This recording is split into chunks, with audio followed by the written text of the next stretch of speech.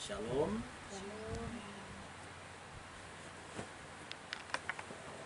Ya, Bapak Ibu, saudara-saudaraku, para mempelai Tuhan, dimanapun saudara berada, kita tahu bersama bahwa Shavuot dalam bahasa Ibraninya atau perayaan 7 minggu, ya, dalam bahasa Greeknya, bahasa Yunaninya sering lebih kita kenal dengan perayaan Pentakosta atau hari ke-50.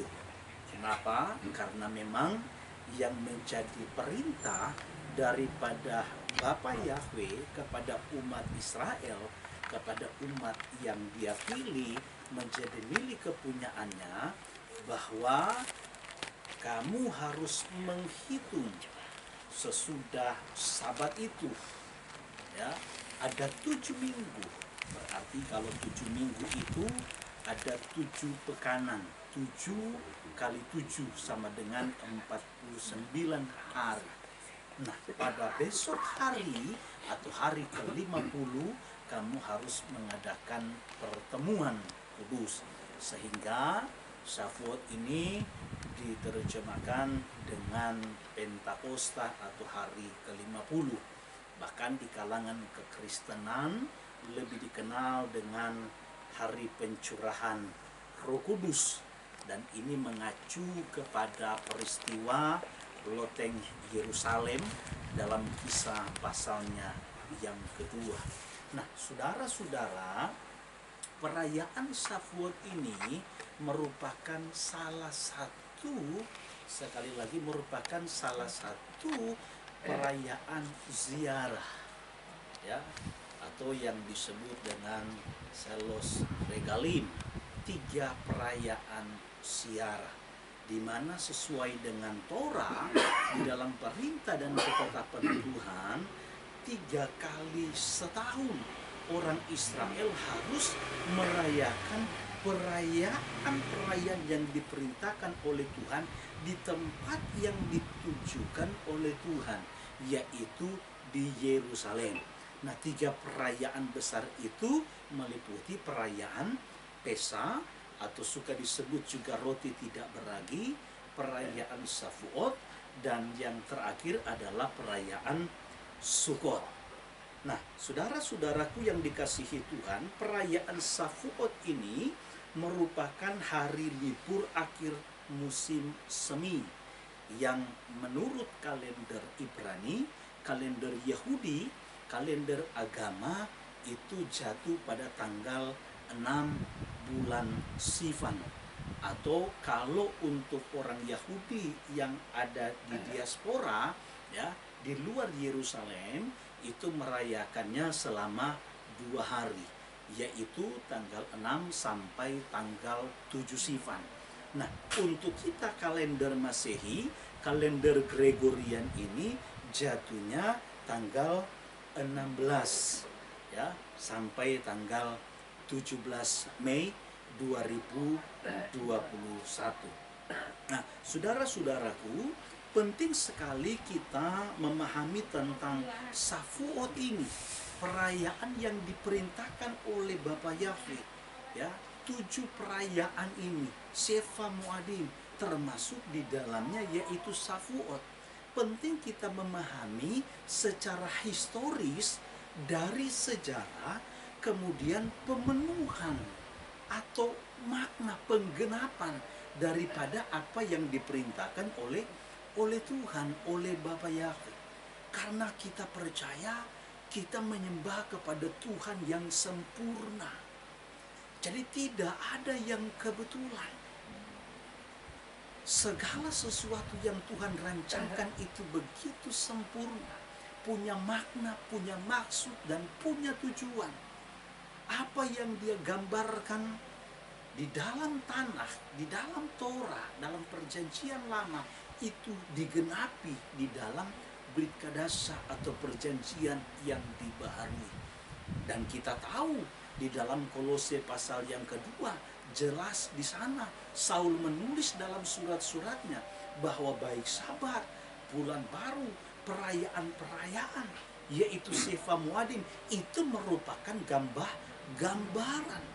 Tetapi wujudnya itu, penggenapannya itu adalah Yeshua HaMashiach. Nah, kita bukan hanya merayakan penggenapannya, maknanya, tetapi kita belajar dari historisnya sampai kepada penggenapannya, supaya kita bisa melihat perayaan-perayaan ini secara utuh, bahwa apa yang digambarkan, apa yang dinubuatkan itu benar-benar digenapi. Kalau saudaraku, apa yang terjadi di dalam Brit Kadasa, dalam perjanjian yang dibaharui, itu belum atau tidak dinubuatkan di dalam tanah, maka ini pasti akan ditolak mentah-mentah oleh bangsa Yahudi. Ya, mereka pasti akan menolak akan hal itu. Itulah sebabnya kita bersyukur sekali bahwa Yeshua datang ke dunia ini bukan untuk meniadakan Torah, tetapi justru untuk menggenapi.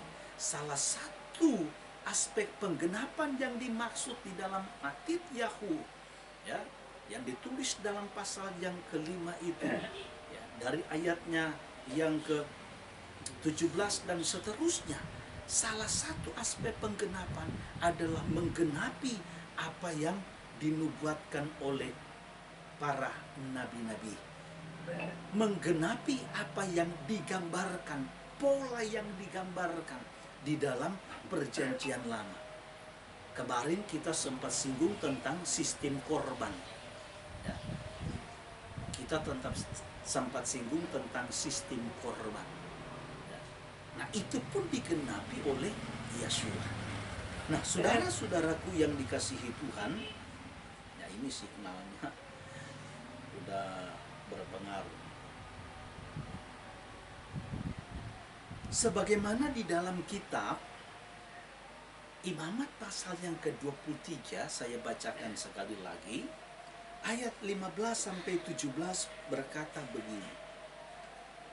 Kemudian kamu harus menghitung mulai dari hari sesudah Sabat itu, yaitu waktu kamu membawa berkas persembahan ujukan, harus ada genap 7 minggu. Ayat 16, sampai pada hari sesudah Sabat yang ke-7, kamu harus hitung 50 hari.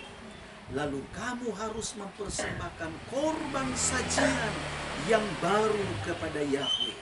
Ayat 17, dari tempat kediamanmu kamu harus membawa 2 buah roti ujukan yang harus dibuat dari 2/10 eva tepung yang terbaik dan yang dibakar sesudah dicampur dengan ragi sebagai hulu hasil bagi Yahweh.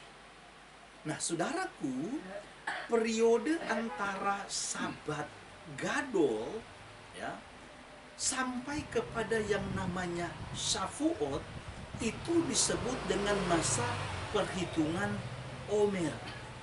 Jadi menghitung Omer, menghitung hari, menghitung Jelai, ya.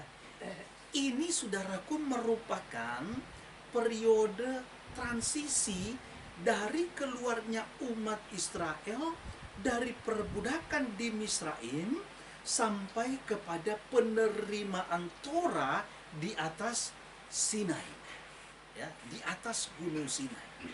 Jadi periode dari mereka keluar dari Misraim sampai kepada Tuhan berfirman memberikan kepada mereka yang disebut dengan Asara Debarot, 10 hukum, 10 firman di atas gunung Sinai. Itu saudaraku, itu periodenya dari, sekali lagi, tanggal 15 bulan Nisan sampai kepada yang namanya tanggal 6 bulan Sivan. Jadi persis pas perayaan Shavuot, orang Israel menerima yang namanya 10 hukum itu. Dalam Bilangan 33 ayat yang ketiga, tolong Pak Randy baca. Bilangan 33 ayat yang ketiga. Dan mereka berangkat dari Ramses pada bulan pertama pada hari yang ke-15. Dari bulan yang pertama pada hari sesudah Paskah. Bani Israel keluar dengan tangan yang dinaikkan. Jadi orang Israel itu keluar dari Misraim, berangkat dari Ramses, kata firman Tuhan bilangan 33 ayat yang ketiga, itu tanggal 15 bulan pertama. Dalam penanggalan kalender agama Yahudi itu jatuh pada bulan Nisan. Ya. Nah, ini saudaraku, periode inilah dari mereka itu keluar, ya, sampai kepada penerimaan 10 hukum Tuhan di atas Gunung Sinai. Itu adalah periode menghitung Omer, ya. Jadi waktu mereka menerima 2 loh hukum itu yang berisi 10 hukum itu persis di perayaan Shavuot. Jadi saudaraku, yang saya bilang tadi, kita melihat bahwa apa yang dirancangkan oleh Bapa Yahweh itu nggak ada yang kebetulan. Ini bukan persoalan cocokologi. Ini bukan sekedar kita mencocok-cocokkan, tetapi inilah fakta, inilah kebenaran. Dan kita lihat bagaimana Yeshua menggenapi itu. Sebagaimana yang dikatakan oleh Saul, bahwa wujudnya, penggenapannya itu adalah Yeshua. Jadi Yeshua menggenapi yang namanya 3 perayaan besar ini. Baik Pesak atau roti tidak beragi, begitupun dengan Shavuot dan Sukkot. Nah saudara, kalau kita bicara tentang yang namanya hitung Omer, ini tidak bisa lepas dari perayaan Pesak, ya, sebagai titik tolak pergerakan umat Israel untuk mereka keluar. Ini titik awalnya adalah Pesak. Ketika Tuhan menghukum orang Misraim, orang Mesir, dengan membunuh semua anak sulung yang ada di Misraim. Dan dia katakan memang dari awal, aku akan menjatuhkan hukuman kepada ilah-ilah yang ada di Misraim. Nah, jadi saudara, dari sejak mereka keluar sampai mereka terima 2 loh batu itu, ya, itu dari perayaan yang namanya roti tidak beragi. Kan roti tidak beragi sebagaimana Imamat 15 itu, Imamat 23 itu dirayakan pada tanggal 15 bulan Nisan. Ya. Sesudah Pesah. Yang kita baca tadi, sesudah Sabat Gadol kamu harus menghitung. Harus ada 7 minggu. Ya. Harus ada 7 minggu, harus ada 49 hari. Dan besok itu harus ada pertemuan kudus. Itu adalah perayaan Shavuot. Nah, Yeshua itu saudaraku, ya, dia merayakan Pesah terakhir. Sebelum akhirnya dia itu dieksekusi di atas kayu salib. Ingat saudaraku, bahwa ketika Yeshua menggenapi sebagai domba Pesah yang disembelih, ya, sebagai domba Pesah yang disembelih, maka Yeshua pun harus dieksekusi bersamaan dengan orang-orang Yahudi pada waktu itu mempersiapkan untuk perayaan Pesah, waktu mereka menyembelih domba Pesah. Ya. Waktu mereka menyembelih domba Pesah. Nah, mari kita hitung sama-sama, kita cross check sama-sama. Sebagaimana yang diamanatkan oleh perintah Tuhan di dalam kitab Keluaran pasal yang ke-12, bahwa domba itu harus dikurung sampai tanggal 14. Untuk apa? Untuk dipotong. Untuk disembelih pada tanggal 14 senja. Ya, pada waktu 14 senja. Nah, waktu mereka mau memasuki tanggal 14 senja, maka domba itu akan disembelih. Domba itu akan disembelih. Tanggal 14 tengah malam, Tuhan melalui malaikat maut datang menulahi semua anak-anak sulung orang Misraim. Singkat cerita, mati semua. Ya. Besok pagi hebohlah semua. Ya. Sampai siang heboh semua. Orang-orang Israel, orang Misraim, orang Mesir semua menangis sambil menguburkan anak-anak sulung mereka yang mati. Dalam kesempatan itu orang Israel datang meminta, ya, meminta kepada orang-orang Misraim sebelum mereka pergi, sebagaimana yang Tuhan perintahkan. Dan mereka keluar dari Misraim, mereka membawa emas, perak, dan yang lain-lain. Nah, pada waktu masuk tanggal 15 mereka keluar dari Misraim. Jadi kita meyakini bahwa Yeshua itu mati di atas kayu salib waktu persiapan Pesa. Jadi tanggal 13 mau memasuki tanggal 14. Ya. Kenapa kok Yeshua itu dieksekusi tanggal 13? Karena untuk menggenapi yang namanya Pesa. Ya. Menggenapi yang namanya Pesa. Maka menghitung Omer mengacu kepada firman Tuhan tadi, hitung sesudah Sabat itu berarti hitungnya itu, ya, jadi hitungnya itu dari apa? Hitungnya itu dari apa? Kalau kita meyakini bahwa Sabat Gadol yang dimaksud itu adalah perayaan Pesa, berarti perhitungan Omer itu dimulai tanggal 15 Nisan. Ya, 15 Nisan sampai tanggal 6 Sivan itu jumlahnya 49.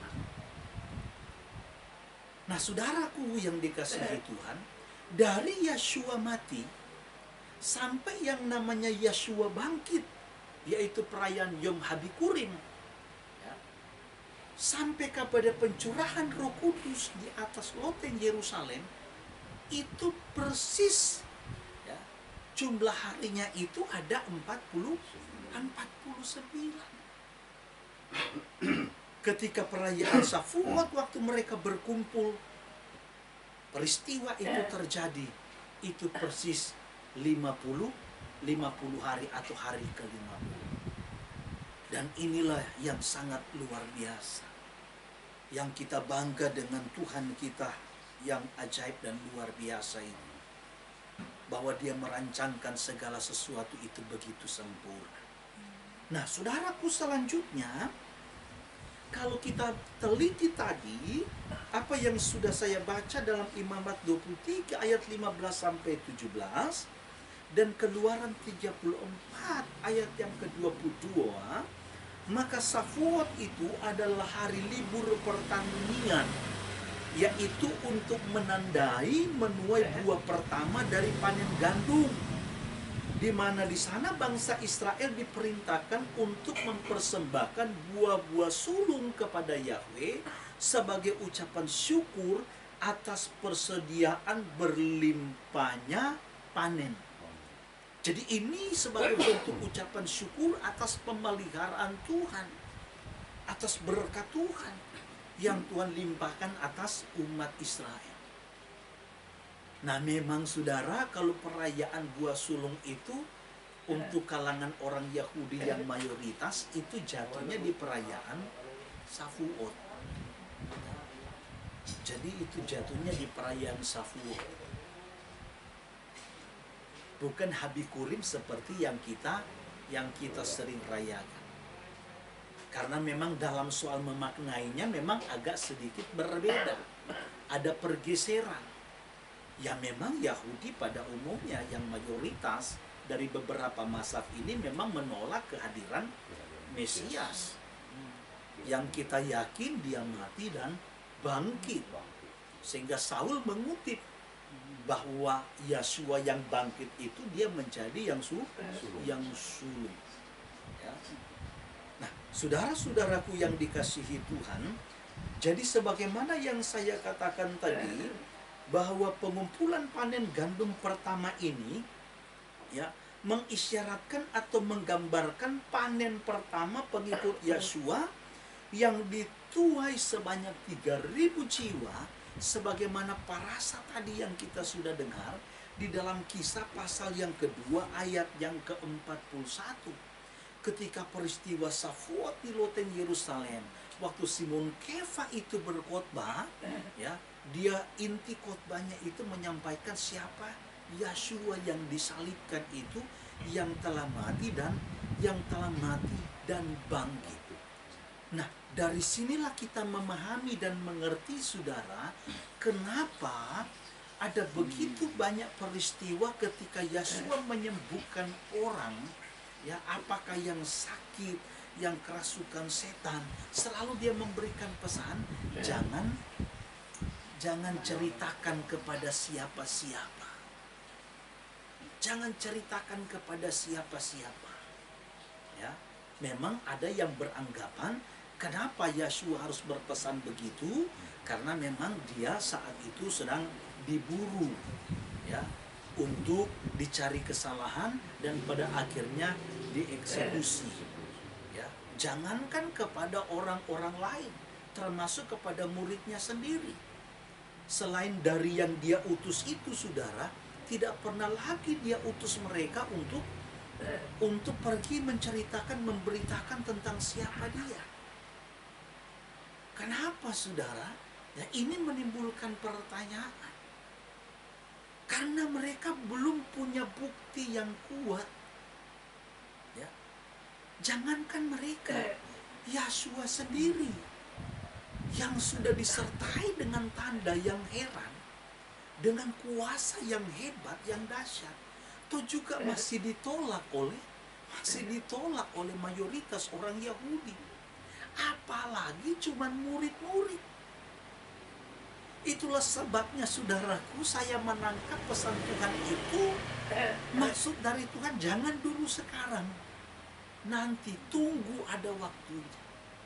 Kapan itu waktunya? Nah, setelah peristiwa Safuot itu. Sekarang engkau sudah menjadi saksi bahwa apa yang aku beritakan dulu tentang kematian dan kebangkitanku sekarang tergenapi. Jadi sekarang kamu punya bukti untuk menceritakan kepada orang Yahudi bahwa apa yang kamu ceritakan bahwa dia ini Mesias benar. Karena dia telah mati dan bangkit. Bukan hanya sekedar mereka punya bukti bahwa Yesua itu adalah Mesias untuk menebus umat Tuhan, menanggung segala dosa dan kesalahan mereka sebagai domba pengganti, tetapi juga mereka akan punya kuasa, mereka punya power setelah Ruh HaKudes dicurahkan oleh Tuhan, setelah Ruh HaKudes dicurahkan oleh Tuhan. Nah, kalau kita lihat, ya, rewind kembali ke belakang dalam peristiwa pemberian Torah, 10 hukum oleh Tuhan yang Tuhan sampaikan secara langsung kepada orang Israel, yang didengar oleh telinga mereka sendiri. Mereka saksikan bagaimana bunyi gemuruh yang begitu hebat, bunyi gemuruh yang begitu dahsyat. Dan peristiwa itu hampir sama persis juga yang terjadi di loteng Yerusalem. Ya. Bunyinya, saudaraku, peristiwanya hampir sama. Nah, setelah itu, setelah orang Israel menerima 10 hukum, ya, disampaikan langsung oleh Tuhan, lalu kemudian Mose naik ke atas selama 40 hari, 40 malam.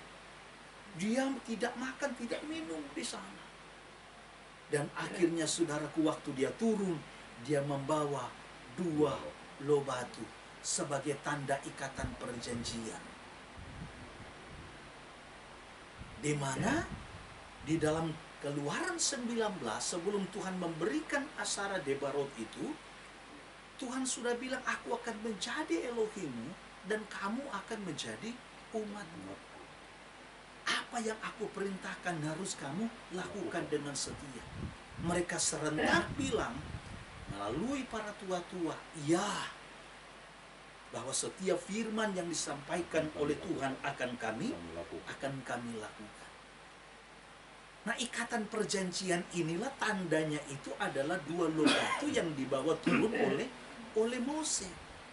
Jadi kalau kita misalnya orang-orang anak muda atau kita dulu waktu menikah, sebelum pernikahan itu terjadi ada dulu namanya janji nikah. Jadi ada kesepakatan dulu. Sama seperti Bapak Yahweh dengan orang Israel. Ada kesepakatan. Terima apa enggak? Ini syarat-syaratnya. Begitu juga waktu kita mau menikah. Nah, tanda ikatan pernikahan kita kalau zaman sekarang itu cincin. Nah, tanda ikatan perjanjian, ya, pertunangan antara Bapa Yahweh dengan umat Israel itu adalah 2 loh batu. Nah, waktu Mose membawa tanda perjanjian itu 2 loh batu itu, ternyata orang Israel yang dipengaruhi oleh banyak pendatang yang ikut, orang asing yang ikut ini ternyata sudah menyembah kepada berhala, kepada anak lembu emas. Dan peristiwa itu akhirnya memakan korban 3.000 orang yang mati binasa akibat pemberontakan mereka. Tetapi di dalam peristiwa loteng Yerusalem, saudaraku, justru kebalikan. 3.000 orang melalui khotbah daripada Simon Kefa, justru 3.000 orang yang dituai, diselamatkan menjadi milik kepunyaan Tuhan. Dan memang saudaraku, ini adalah tuaian gandum. Ya, sebagaimana kenapa orang Israel itu dalam perayaan Shavuot itu sering membaca yang namanya Rut, atau selalu membaca Rut pasal yang kedua. Ya, bicara tentang soal panen. Ya, bicara tentang soal panen. Kita jangan lupa, waktu Yeshua ada di bumi, dia memberikan perumpamaan, gambaran orang yang ditebus, orang yang diselamatkan, dan orang-orang yang dibinasakan dihukum. Jadi kalau yang 3.000 mati di zaman Mose itu di kiri, itu gambaran daripada ilalang, sementara 3.000 yang diselamatkan, ya, ini adalah gambaran gandum. Makanya Yeshua pernah menyampaikan sebuah perumpamaan, yaitu lalang di tengah-tengah gandum. Ya. Ada gandum, ada ilalang. Akan ada waktunya, akan ada masanya di mana Tuhan akan memisahkan mana yang ilalang, mana yang gandum. Itulah sebabnya saudara-saudaraku yang dikasihi Tuhan, kita bersyukur karena kita boleh menerima anugerah Tuhan yang besar. Ya. Anugerah Tuhan yang luar biasa. Nah, saudara-saudaraku yang dikasihi Tuhan, inilah penggenapan yang dinubuatkan, yang disampaikan oleh Yeremia kepada orang Israel. Dalam kitab Yeremia pasalnya yang ke-31 ayat yang ke-33. Tolong Pak Rende baca. Yeremia 31 ayat yang ke-33. Saya bacakan aja, saudara ikuti. Tetapi beginilah perjanjian yang kuadakan dengan kaum Israel sesudah waktu itu. Demikianlah firman Yahweh. Aku akan menaruh Tauratku dalam batin mereka dan menuliskannya dalam hati mereka. Maka aku akan menjadi Elohim mereka dan mereka akan menjadi umatku. Lebih lanjut lagi saudara, ketika ada di pembuangan melalui Yehezkiel, Nabi Yehezkiel dalam pasal 36 ayat yang ke-27, firman Tuhan bilang begini, Rohku akan kuberikan diam di dalam batinmu, dan aku akan membuat kamu hidup menurut segala ketetapanku dan tetap berpegang pada peraturan-peraturanku dan melakukannya. Inilah saudara peristiwa sejak di Safot loteng Yerusalem inilah ya merupakan penggenapan atas janji Tuhan, di mana Tuhan menggantikan hukum pada loh batu untuk menuliskan hukum di dalam hati manusia atau pada loh daging, loh hati kita, yaitu melalui Ruach HaKodes atau Roh Kudus. Dan itu tergenapi sejak peristiwa Safuot di loteng Yerusalem.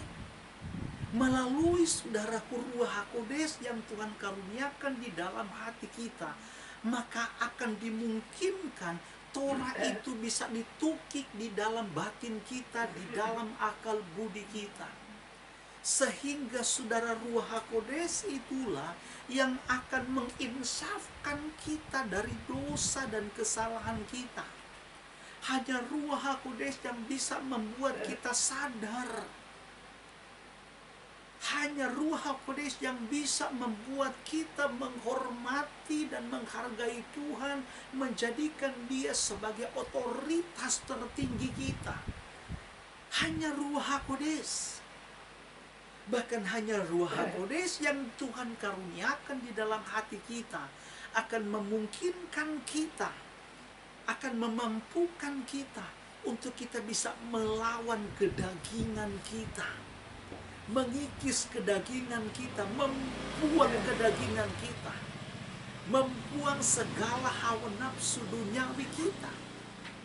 Bahkan hanya Ruach HaKodes yang Tuhan karuniakan di dalam hati kita akan menuntun saudara dan saya, menuntun langkah hidup kita masuk di dalam seluruh kebenaran Tuhan. Tanpa Ruach HaKodes itu saudaraku tidak akan mungkin. Tanpa Ruach HaKodes itu dalam hati kita, tidak mungkin kita dapat mengerti dan memahami isi kitab suci ini.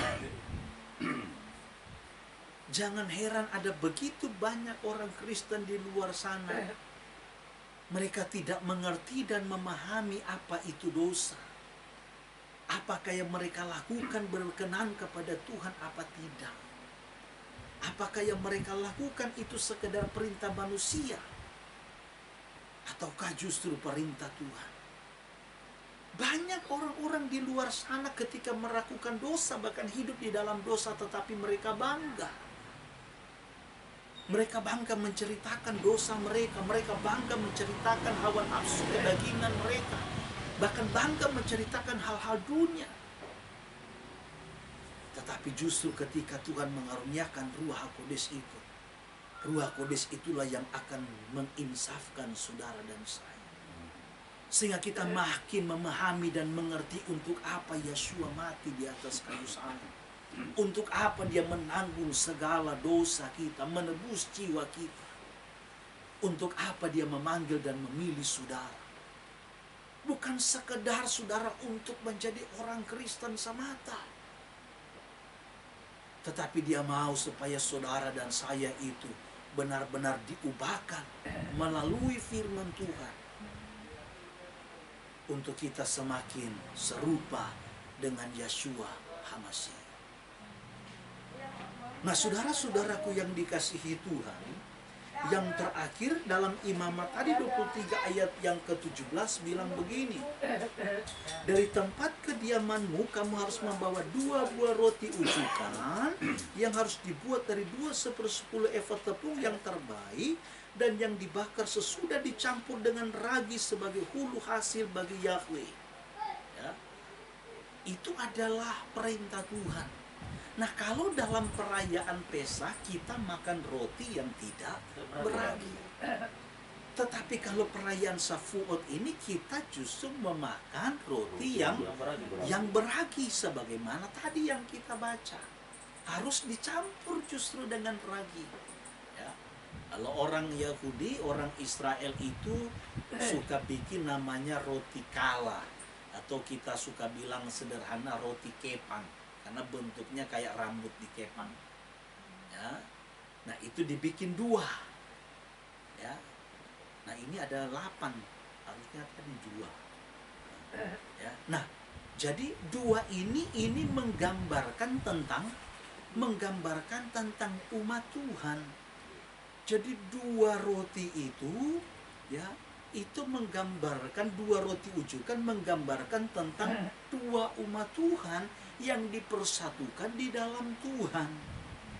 Yang satu menggambarkan bangsa Israel asli, sementara yang satu menggambarkan goim yang dipersatukan. Makanya di Yohanan pasalnya yang ke-10 kalau kita baca, ya, Tuhan juga akan membawa katanya domba-domba dari kandang lain. Kemudian dia akan menggembalakan bersama-sama. Ya.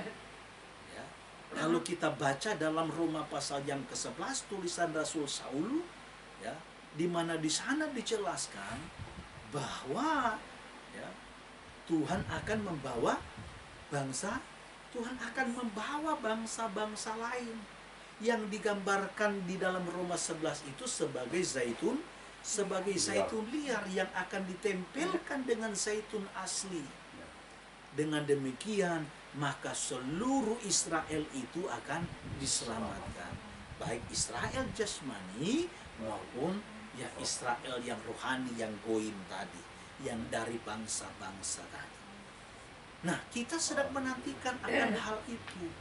Lepas dari sekarang Israel sedang panas, lepas dari sekarang ada begitu banyak bangsa membenci bangsa Israel, ya, tetapi memang ini adalah kebenaran bahwa akar iman kita itu dari Israel. Ya. Ini adalah kenyataan, ini adalah fakta. Akar iman kita itu adalah Israel. Maka Roma pasal yang ke-9 ayat yang ke-4 bilang, kepada bangsa inilah katanya, ya, Tuhan mengikat perjanjian. Tuhan memberikan janjinya.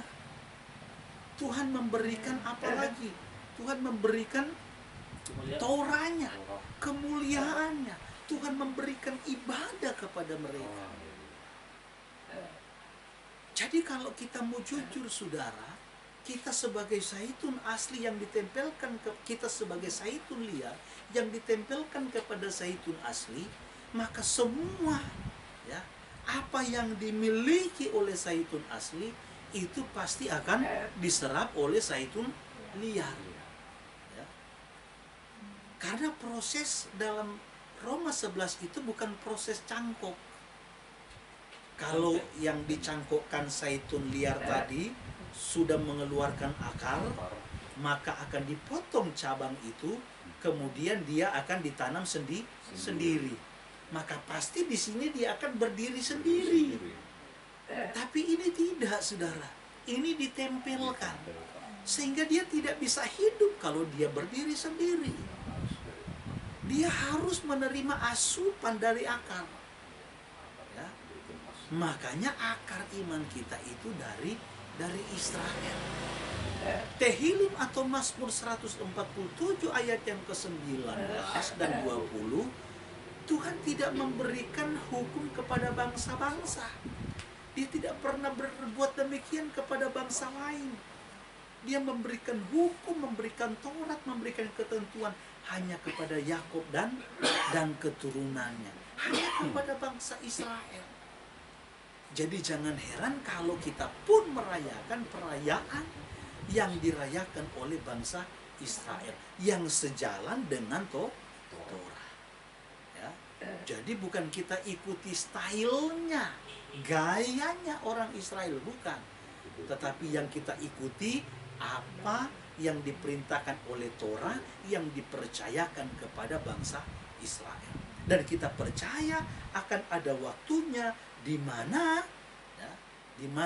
Israel yang jasmania dan Israel yang rohania itu akan dipersatukan dan akan dipimpin oleh satu raja yang penuh dengan kuasa, yaitu Yeshua Sang Mesias kita. Inilah rasa syukur kita di hari raya Shavuot ini, karena Tuhan mengaruniakan Ruach Kodesnya yang akan memungkinkan saudara dan saya untuk kita bisa hidup masuk dalam seluruh kebenaran Tuhan. Mari kita bersukacita di hari ini, karena kita percaya bahwa kita akan menjadi orang yang berkemenangan, bahkan lebih dari pemenang, bukan karena kita, tapi karena Roh Kudus itu yang menjadi jaminan kita. Sehingga dia bilang, ketika dia pergi, dia tidak akan meninggalkan kita yatim piatu. Dia tidak akan meninggalkan kita sendirian, tetapi dia akan menyertai kita melalui Ruach Kodesnya. Percayalah saudara, bahwa engkau berjalan bersama dengan Tuhan. Tuhan kiranya memberkati kita semua. Biarlah melalui perayaan Shavuot ini kita boleh semakin lebih lagi untuk mengasihi Tuhan. Haleluya, haleluya.